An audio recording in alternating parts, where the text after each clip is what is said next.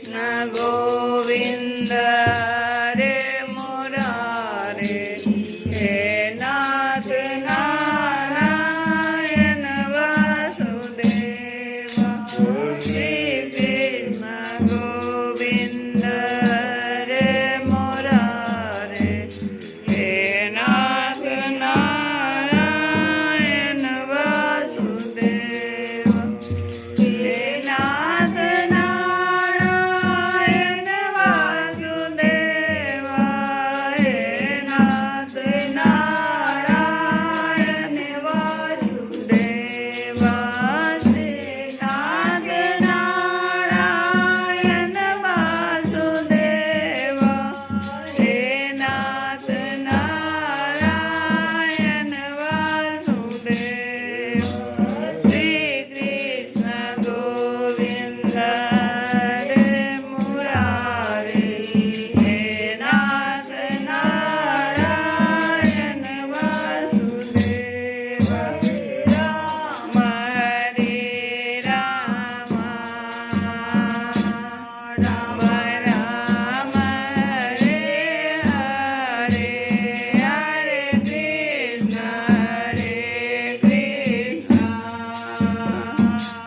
कृष्ण कृष्ण हरे हरे हरे राम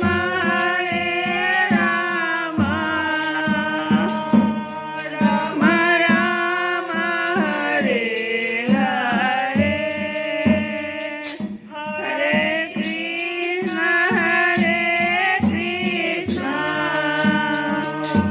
कृष्ण कृष्ण हरे हरे हरे राम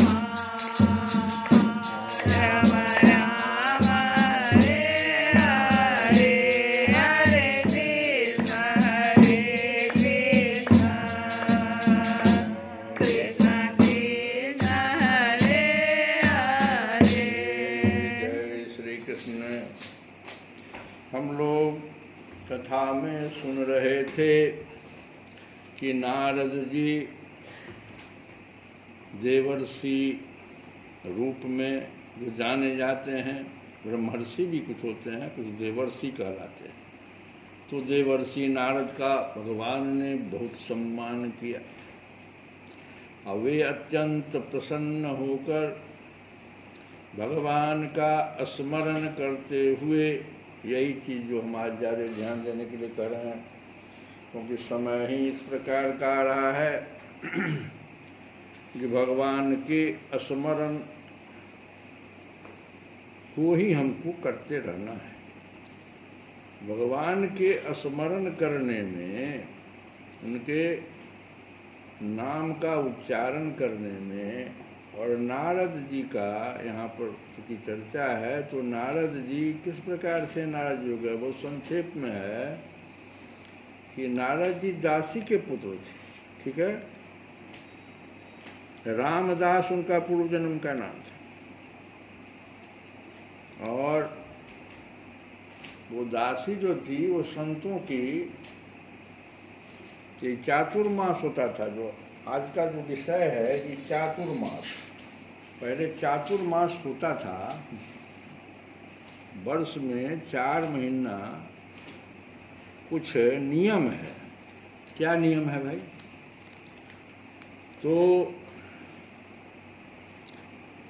सबसे पहला नियम है ब्रह्मचर्य का पालन।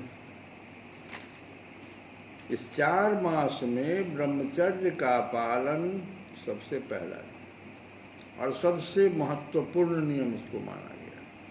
अन्य जो नियम हैं वो बताने से पहले हम ये तो बता दें कि चातुर्मास शुरू कब हो रहा है। तो ये शुरू हो जाएगा 20 जुलाई को देवशयनी एकादशी से। 20 जुलाई को, जो बहुत लोग यहाँ पर ऐसे बैठे हुए हैं जो गुरु परंपरा में आ चुके हैं, नाम की महिमा हो रही है, आपने नाम जान लिया है और गुप्त रूप से जाना है, प्रकट भी नहीं करना है, इसलिए सुनना चाहिए। तो 20 जुलाई को देवसैनी एकादशी शुरू होगी और इस दिन से चातुर्मास शुरू हो जाएगा, आरंभ हो जाएगा और ये समाप्त होगा आपको जो देवोत्थान एकादशी आती है। तो इस 4 महीने में करना क्या है? योग निंद्रा नाम की एक तपस्विनी थी, उसकी तपस्या से भगवान प्रसन्न हुए विष्णु, तो कहा वर मांगो। तो भगवान में वास करने का, आप में हम वास करें, ऐसा वर मांग लिया। तो भगवान कहे कि मेरे नेत्रों में वास करो, तुम वर्ष में 4 मास मेरी नेत्रों में रहोगी, ये भगवान का दी योग निंद्रा। और यही 4 महीना है। तो इस 4 महीने में विवाह वगैरह तो होगा नहीं, तो होगा क्या?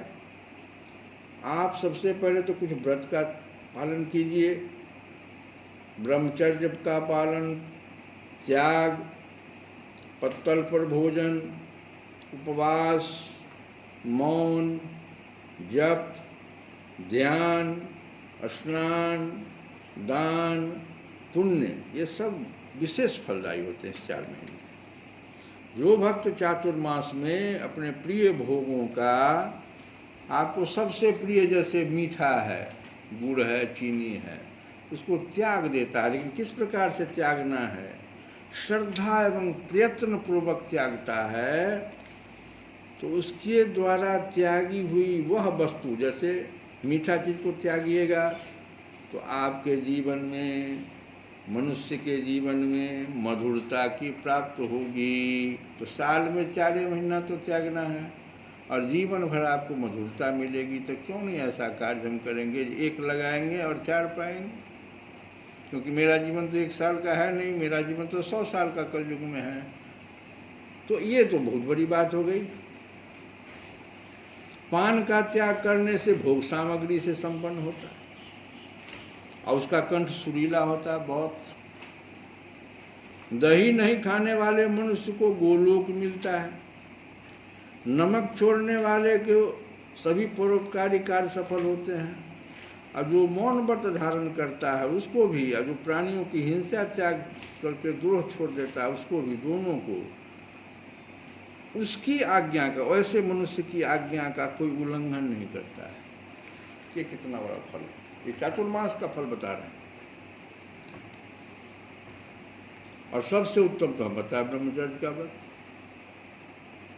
और ये खत्म होगा 14 नवंबर को, देवोत्थान एकादशी है, तो शुरू होगा 20 जुलाई को, समाप्त होगा 14 नवंबर को। तो इसमें करना क्या है? तो इसमें सिर्फ भगवान के भजन को, कथा को सुनना है।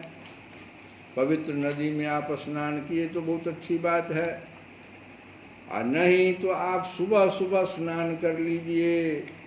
और जो नहीं करना है वो विवाह है, मुंडन है, नामकरण है, लेकिन करना है भागवत कथा, रामायण कथा, सुंदरकांड पाठ, भजन संध्या, सत्यनारायण भगवान की पूजा, ये सब करना है। तो हम बता रहे थे कि चातुर्मास आ रहा है और नाम की बहुत महिमा है और हम लोग नामधारी लोग हैं। तो नारद जी की कथा कह रहे थे। नारद जी इसी चातुर्मास में, नारद जी नहीं थे उस समय में, एक रामदास नाम का एक दासी का पुत्र था वो, और माँ के साथ छोटा सा बच्चा चातुर्मास में आए हुए संतों की सेवा करती थी माँ। तो उनकी कथा से वो रामदास जी इतना तृप्त हो गए 4 महीने में कि जब संत लोग जाने लगे तो बच्चा जो है रो रो करके बेहाल। तो एक संत को बड़ी दया आ गई, कहा बच्चा क्यों रो रहा है तुम इतना, तुम्हारी माँ तो बहुत सेवा की है। तो नहीं, हम आपके साथ जाएंगे। संत बहुत ये हो गए, द्रवित हो गए, कहे कि हम क्या करें, माँ से इसको अलग कैसे करें, माँ का एक ही पुत्र है ये, माँ से अलग कर देंगे माँ रो रो के बेहाल हो जाएगी और यह इसका बुरा फल हो जाएगा चातुर्मास का। तो संत ने बहुत सोच समझ कर कहा कि हम तुमको एक नाम देते हैं, जैसे तुम लोग को मिला नाम। मंत्र गुरु मंत्र दे देते हैं, 32 अक्षरों का गुरु मंत्र दे दिया। अब तो छोटा सा बालक 32 अक्षर में, गायत्री मंत्र था, नारायण की गायत्री मंत्र 32 अक्षर का था। वो मंत्र भी हम बता सकते हैं कि नहीं बोलेंगे। तो अंत में महात्मा जी से बहुत वो की आदर से कि हम 32 अक्षर का ये मंत्र तो नहीं, छोटा सा बच्चा कैसे करेंगे, उसको छोटा कर दिए। तो उन्होंने उसको ओम नमो भगवते वासुदेवाय, इस प्रकार से इन्होंने 12 अक्षर कर दिया। तो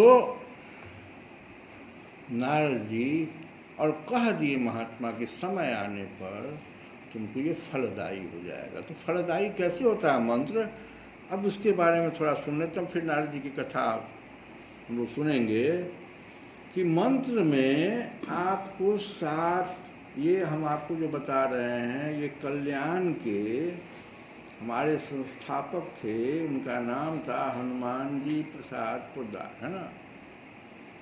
आप लोगों के समय में तो कल्याण दिखाई भी नहीं पड़ता है, लेकिन हम लोगों के समय में पिताजी भी, हमारे नाना जी भी उसके मासिक में 1 महीने में एक बार पत्रिका आती थी। तो उसमें ये वर्णन है कि नाम उच्चारण करने से पहले भक्त को 7 चीजों का ज्ञान होना चाहिए। 7, ये क्या क्या है? पहला है नाम में दृढ़ विश्वास, दूसरा है कि नाम में आदर बुद्धि। ये नाम शब्द जो बोलते हैं गुरु मंत्र में, नाम मतलब गुरु मंत्र, और जो लोग नहीं लिए हैं वो श्री कृष्ण गोविंद हरे मुरारे, हरे कृष्ण कृष्ण कृष्ण हरे हरे, किस प्रकार से आप करें, या ओम नमो भगवते वासु, बहुत सारा मंत्र है, देवी का मंत्र है। तो आपको करना क्या है कि नाम में दृढ़ विश्वास, नाम शब्द मैंने दे दिया, मैंने गुरु मंत्र नहीं दिया, नाम दे दिया। नाम में आदर बुद्धि होनी चाहिए, जैसे भगवान के स्वरूप में आपकी आदर बुद्धि रहती है कि नहीं। तो आप सोचिए ना, उन्हीं का नाम तो ले रहे हैं ना, पिता का नाम लेने में, गुरु का नाम लेने में श्री 1008 लोग बोल सका कि उसमें क्या देता, आदर देता, श्रद्धा देता। नाम में प्रेम होना चाहिए, तो विश्वास बोले, ठीक से समझो, दृढ़ विश्वास, यही मेरा तारण करेगा। मन की 2 ही अभिलाषा, समझ लो, मन जो हमारे पास है वो 2 अभिलाषा से, या तो वो चाहता है भगवत प्राप्ति, जो कि पूर्ण आनंद चाहता है, अरे तो पूर्ण ज्ञान चाहता है। पहले वाले में तुलसीदास जी ने दोनों के बारे में उत्तरकांड बहुत अच्छा बताया कि पहले वाला जो है बहुत कठिन है, मन को हम आनंदित ज्ञान के द्वारा नहीं कर सकते हैं, हम बीच में भटकेंगे, इंद्रियों का द्वार खुल जाएगा, इंद्रियों के देवता लोग बाधा खड़ा कर देते हैं, वो सब उत्तरकांड में है, उसको विशेष रूप से नहीं कह सकते हैं। लेकिन आपकी भक्ति तो आ सकती है। तो ये जो है मन में, नाम में प्रेम होना चाहिए, प्रेम से आनंद मिलता है, चित्त सागर में आनंद की उत्पत्ति होती है। आपको गुरु मंत्र मिला है उसमें प्रेम होना चाहिए, ये नहीं कि दूसरे का कुछ सुन लिया। अभी एक मोबाइल पे आया है कि एक महात्मा जी हैं, तुम लोगों को भी दे देंगे, देख लेना, आज तुम्हारे इनको दिखाया मैंने। वो महात्मा जी हैं, वो क्या करते हैं, खूब नचाते हैं, नाचते नाचते वो गिर जाता है, उसके बाद उसके दोनों हाथ इस पर डालते हैं, यहाँ पर डालते हैं, वो बेहोश होकर के जो है कहीं कहीं खो जाता है, फिर उठता है तो महात्मा जी के चरणों में उसकी भक्ति बढ़ती है। नहीं, आपको ऐसा नहीं करना, आपको अपने गुरु में विश्वास करना, आपके नाम में, अपने उन सब चीज़ों में नहीं जाना है, ठीक है। आपको जो मिला है उसमें जाइए। तो नाम में दृढ़ विश्वास, नाम में आदर बुद्धि, नाम में प्रेम, और नाम में निष्काम भाव होना चाहिए। निष्काम भाव क्या है? आप कभी भी गुरु मंत्र को जपने के लिए अगर बैठिए तो ये मत सोचिए कि हे भगवान हमको जो है ना ये प्राप्त हो जाए। बाहरी चीज़ों को कभी भी ध्यान नहीं दें। आप में भक्ति, आप में भक्ति, भरत का प्रेम, भरत जी को याद कीजिए, तब समझ में आएगा कि नाम की महिमा क्या है। वहाँ पर फिर भरत की कथा आ जाएगी। तो नाम में निष्काम भाव होना चाहिए। नाम के बदले में संसार के सुख भोग नहीं चाहिए। और नाम में नाम तथा नामी में भेद नहीं होना चाहिए। नाम में नाम तथा नामी इन्हीं का नाम न लेना, भेद नहीं होना चाहिए। दोनों दो नहीं है ना। और नाम में तैल धारावत कहते हैं, तेल का जो धारा गिराते हो तो अनवरत होता है ना, बीच में टूटता तो नहीं। तो जब आप जप के लिए बैठिए तो तैल धारावत, ये नहीं बीच में जैसे एक बार बोले और 10 बार कुछ संसार की बातें बोल रहे, गलत। तो तैल धारावत अखंड रूप से होना चाहिए। और सबसे अंतिम बात जो 7वां है कि नाम को छिपा कर रखना चाहिए। गुरु जी भी आपको कहते क्या बोलते, एकदम छिपा कर, तभी फलदायी होगा। तो भाई कुभाई अलख आलसहूँ, अनाम जपत मंगल दिस दसहु। रामचरित मानस। तो ये तो हुई आपके जो भगवान नारद जी जो भगवान का स्मरण करते हुए वहाँ से चल रहे हैं।